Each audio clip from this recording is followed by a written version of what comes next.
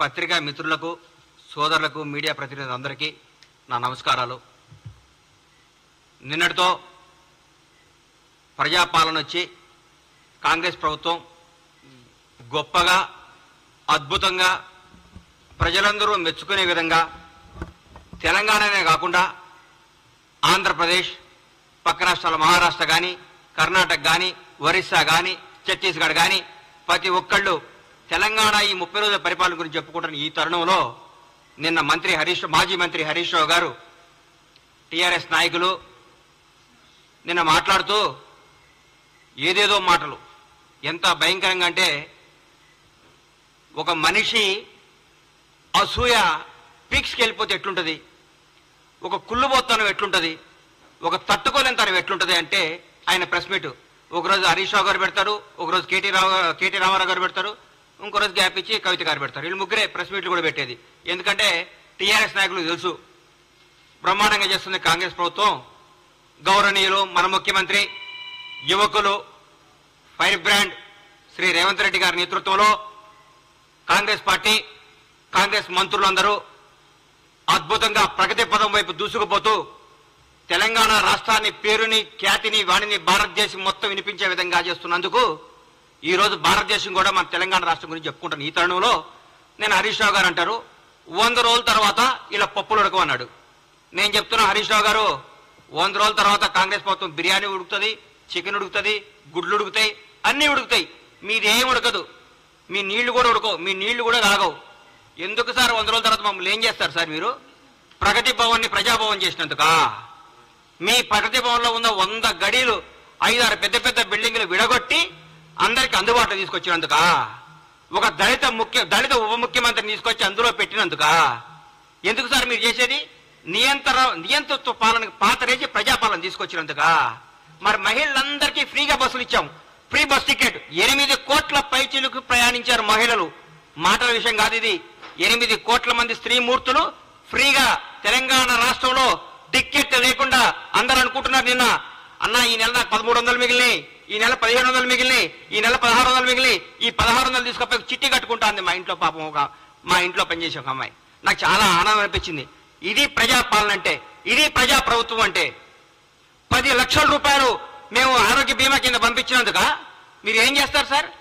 మేము ఏ నిరుంకత్వం లేకుండా, ఏ రికమెండేషన్ లేకుండా నీతిగల, నిజాయితీ గారి పరిపాలన అందిస్తున్నందుక, నీతిగల నాయకుల్ని మంచి మంచి ఉద్యోగాలు నియమించినందుక ఏ ఫీలింగ్ లేవు.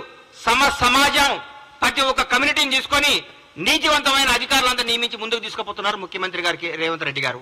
మీరు దీనికా సార్ ఎందుకు కుళ్ళుకుంటున్నారు సార్? మీరు నాకు అర్థం కావట్లేదు. కాళేశ్వరం మొత్తం, మీ మేడిగడ్డ కాళేశ్వరం అవినీతి మొత్తం మా వాళ్ళు ఎంక్వైరీ చేస్తున్నందుక సార్ మీరు?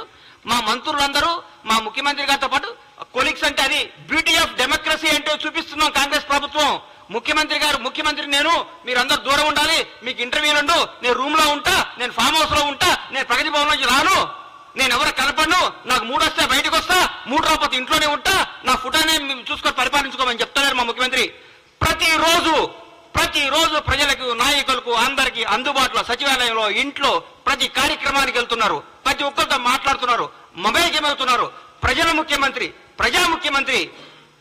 అందుకా సార్ మీరు మమ్మల్ని 100 రోజుల్లో మమ్మల్ని మా పప్పులు అడుకొని చేసేది? ఏం చేయమంటారు? మమ్మల్ని పడుకోమంటారా? అవినీతి చేయమంటారా? మీ దగ్గర ఒక మంత్రి ప్రెస్ మీట్ పెట్టాలంటే మీ దగ్గర పర్మిషన్ తీసుకోవాలి. మీ దగ్గర ఒక ఎమ్మెల్యే మాట్లాడాలంటే మీతో నోటు పెట్టాలి ముందు. మీకు సార్ అని ఇట్లా నోటు చేస్తున్నా, దయచేసి పర్మిషన్ పెట్టొచ్చా అని మీరు, మీ సారో ఎవరో చెప్తే అప్పుడు ఒప్పుకోవాలి. మీరు అది పెట్టలేదు. ఈ గత 10 ఏళ్లలో మీరు ఎంతమంది మంత్రులు ప్రెస్ మీట్ పెట్టారు? ఎంతమంది మీరు వచ్చి ఢిల్లీకి వచ్చి కార్యక్రమాలు చేశారు? నేను అంటారు ఈ పార్లమెంట్లో కంపల్సరీ గెలవాలి. కంపల్సరీ గెలవకుంటే మన తెలంగాణ సమస్యలు ఢిల్లీలో మాట్లాడేది ఎవరుండరు. ఈ 10 ఏళ్ళు ఎవరున్నారు సార్ అధికారంలోకి? మీరు ఎంతమంది ఎన్నిసార్లు మీరు ప్రధానమంత్రి కలిశారు సార్? ఎన్నిసార్లు కేంద్ర మంత్రులు కలిశారు సార్? ఎన్నిసార్లు తెలంగాణకు రావాల్సిన హామీల గురించి మాట్లాడుకున్నారు సార్ మీరు? 30 రోజుల్లో మా ముఖ్యమంత్రి గారు, మా మంత్రులు ప్రతి ఒక్క సమస్యని ప్రధానమంత్రి గారి దృష్టికి, హోంమంత్రి గారి దృష్టికి, ప్రతి మంత్రి దగ్గరికి పోయి సార్ మా పరిస్థితి, మాకు ఇది రావాలి, మాకు ఇంతమంది ఐఏఎస్లు కావాలి, మాకు ఇది కనీసం తెలంగాణ ఆత్మగౌరవం చెందమైన జనవరి 26 నాడు చట్టకాన్ని పెట్టించారు సార్ మీరు.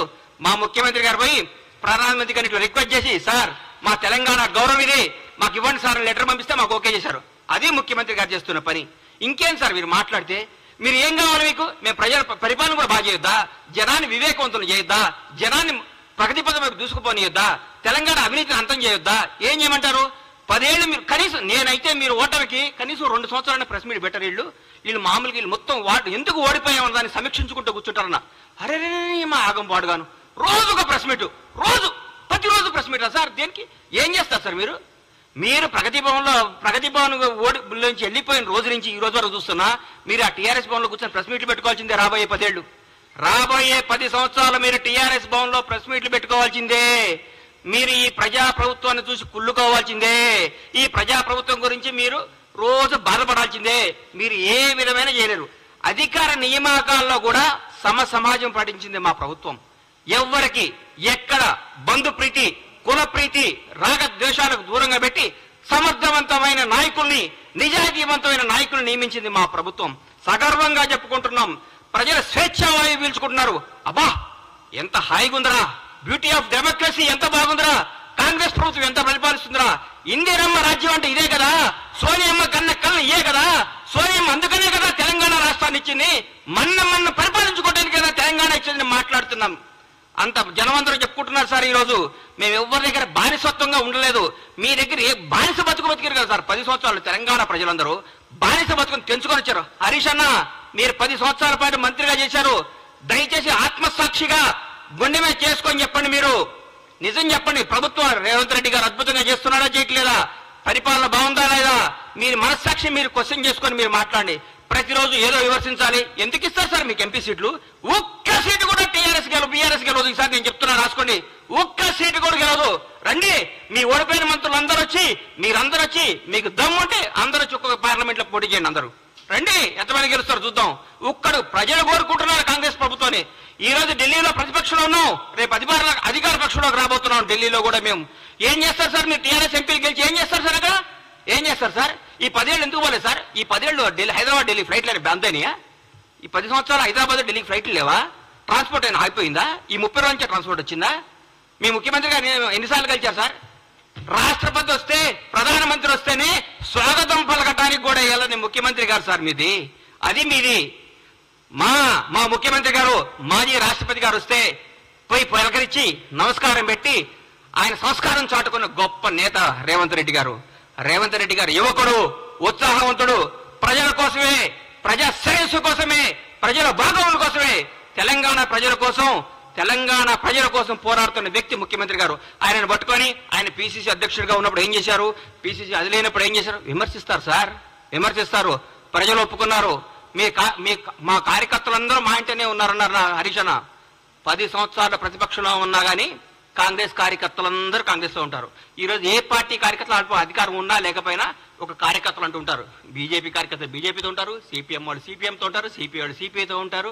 ఏ పార్టీ కార్యకర్తలు ఆ పార్టీలో ఉంటారు. కార్యకర్తలు ఎక్కడికి పోరు. కానీ జనం మాత్రం ఈ రోజు కాంగ్రెస్ పార్టీ వెనకాల ఉన్నారు. కాంగ్రెస్ పార్టీ అభివృద్ధి వైపు ఉన్నారు. కాంగ్రెస్ పార్టీ మంచి పరిపాలన కోసం ఉన్నారు. కాంగ్రెస్ పార్టీ చేస్తున్న అభివృద్ధి వైపు ఉన్నారు. దయచేసి ఇకనైనా ఆలోచించుకోండి. కొంతకాలం మీ మానసిక స్థితిని మీ తప్పులు ముందు రెక్టిఫై చేసుకోండి. అప్పుడే 30 రోజులు తట్టుగా ఇవాళ చెప్తున్నా, రాష్ట్రానికి 2వ ముఖ్యమంత్రి రేవంత్ రెడ్డి గారు రాబోయే ఎన్ని తరాలు ఉంటారో, ఎన్ని రోజులు ఆయన పేరు గుర్తుంటుందో మీరు గుర్తుపెట్టుకోండి. నేను చెప్తున్నా, కాంగ్రెస్ ప్రభుత్వం ఈ రోజు అందరికీ అందుబాటులో ఉంది. డైరెక్ట్ సెక్రటరీకి వెళ్ళిపోతున్నారు సార్. ఎవరు పడ్డా ఏ సమస్య ఉన్నా సెక్రటరీకి పోతున్నారు. ఏ సమస్య ఉన్నా ఒక మంత్రి గారిని కేక్ వాక్తో కలుస్తున్నారు. ఏ సమస్య ఉన్నా ముఖ్యమంత్రి గారి దగ్గర పోతున్నారు. ఇంతకంటే ఏం కావాలి సార్? సెక్రటరీకి ఎవరైనా వచ్చారా సార్? మీరు కట్టిన ఈ ప్రగతి సెక్రటరీకి ఎవరైనా ఒక్కరు రాగలిగారా సార్? గేట్ల కాడ బంద్ చేపిస్తారు మీరు, గేట్ల కాడ మూపే చేస్తారు మీరు. మీరు ఏందో మాట్లాడదు. ఎందుకు సార్ మీరు? ఎందుకు మీరు ఇంత టెన్షన్ పడుతున్నారు? ఎందుకు? మరీ ముఖ్యంగా హరీష్ రావు గారు, కేటీఆర్ గారు అయితే వాయమ్మనే వాయం ఆగం చేస్తున్నారు సార్. పెండ బిసినట్టు పిస్తున్నారు. ఎందుకు సార్? ఆగండి, కొద్దిగా ఆగండి సార్. పిసుకండి కొంతకాలం. మిమ్మల్ని మీరు చెక్ చేసుకోండి, మిమ్మల్ని మీరు చేసుకోండి. జనం మోసపోయారా? ఎందుకు పోతారు సార్? జనం చాలా విజ్ఞతతో ఉంటారు సార్. మీ అందరికంటే మనందరికంటే జనం చాలా తెలివిగలవాళ్ళు. చాలా గొప్ప నిర్ణయాలు తీసుకున్నారు. ఈ రోజు వాళ్ళకి అవసరం, రాష్ట్రానికి అవసరం కాబట్టి కాంగ్రెస్ పార్టీ ఘన విజయం సాధించింది. రాష్ట్ర ప్రజలందరూ కోరుకుంటున్నారు కాబట్టి కాంగ్రెస్ పార్టీ అద్భుతంగా పరిపాలిస్తుంది. రాష్ట్ర ప్రజలందరూ ఆనందపడుతున్నారు ముఖ్యమంత్రి గారిని, కాంగ్రెస్ మంత్రివర్గాన్ని చూసి. ప్రతి ఒక్క మంత్రి ఒక హోదాతో, స్వతంత్ర హోదాతో ధైర్యంగా దమ్ముగా పరిపాలిస్తున్నారు. వాళ్ళ వాక్ స్వాతంత్ర్యం ఉంది ఇక్కడ. ప్రతి ఎమ్మెల్యేకి వాక్ స్వాతంత్రం ఉంది ఇక్కడ. ప్రతి నాయకుడికి వాక్ స్వాతంత్రం ఉంది. ఎవరైనా మాట్లాడచ్చు. మీ దగ్గర మాట్లాడాలంటే ఏమవుతుందో నాయన, ఉన్న ఉద్యోగం పోతుందని భయం. మీ ముఖ్యమంత్రి గారు ప్రెస్ మీట్ పెడితే పక్కన ఒక దళిత మంత్రి గారు కూర్చుంటేనే ఎల్లగొట్టిను. మేము మా మా మా మా బ్యూటీ చూడండి, ప్రగతి భవన్ ఉన్నాయి, ముఖ్యమంత్రి నివాసాన్ని డిప్యూటీ సీఎం బట్టి విక్రమార్క గారు దళిత ఉప ముఖ్యమంత్రి గారికి ఇచ్చి అన్నా మీరు అందులో ఉండండి అని చెప్పారు. అది మా గొప్పతనం. దయచేసి ఇప్పుడు చెప్తున్న హరీష్ రావు గారు కొంతకాలం ఓపిక పట్టండి. 100 రోజులు కాదు, 1000 రోజులైనా మీకు రారు, 1000 రోజులైనా మీకు జరగదు.